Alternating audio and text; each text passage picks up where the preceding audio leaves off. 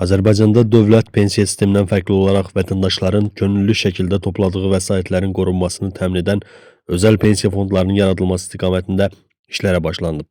Bu fondların əsas məqsədi vətəndaşların pensiya yaşına çatdıqdan sonra yalnız dövlət təminatı ilə kifayətlənməməsi, əlavə olaraq özəl fondlardan da ödənişlər alaraq maddi vəziyyətlərini yaxşılaşdırmasıdır.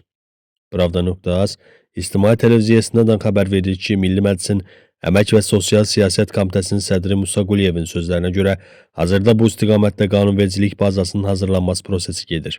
Layihə Əmək və Əhalinin Sosial Müdafiəsi Nazirliyi tərəfindən hazırlanır və hökumət daxilində razılaşdırma mərhələsindədir. Gözlənilir ki, sənəd ya payız ya da yaz sessiyasında Milli Məclisə təqdim olunsun.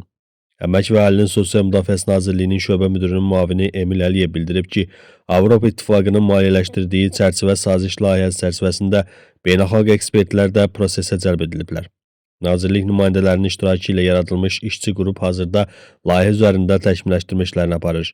Mütəxəssislər bildirirlər ki, dövlət pensiya sistemindən fərqli olaraq özəl fondlar topladıqları vəsaitləri investisiya edərək artırırlar. Lakin bu vəsaitlərin harada və necə yerləşdirilməsi xüsusi qaydalarla tənzimlənəcək.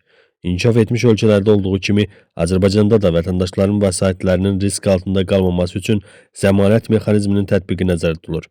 İqtisadçı Xalid Kərimli isə qeyd edib ki, Qərb təcrübəsinə əsasən vətəndaşlar pensiya yaşına çatdıqda toplanmış vəsaiti ya bir dəfəlik götürmək, ya da hissələrə bölünmüş şəkildə almaq imkanına malik olurlar. Üstəlik, özəl pensiya sxemlərində vərəsəlik hüququ da mövcuddur. Mütəxəssisin sözlərinə görə əmək bazarında da rəqabət mühitinə uyğun olaraq şirkətlər işçilərinə əlavə stimullar təklif edə bilər.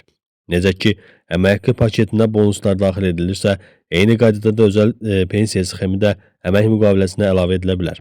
Beləliklə, vətəndaşlar pensiya yaşına çatdıqda yalnız dövlət təminatı ilə kifayətlənməyəcək, həm də özəl pensiya fondlarından gəlir əldə etməklə daha yaxşı maddi şəraitlə sahib ola biləcəklər.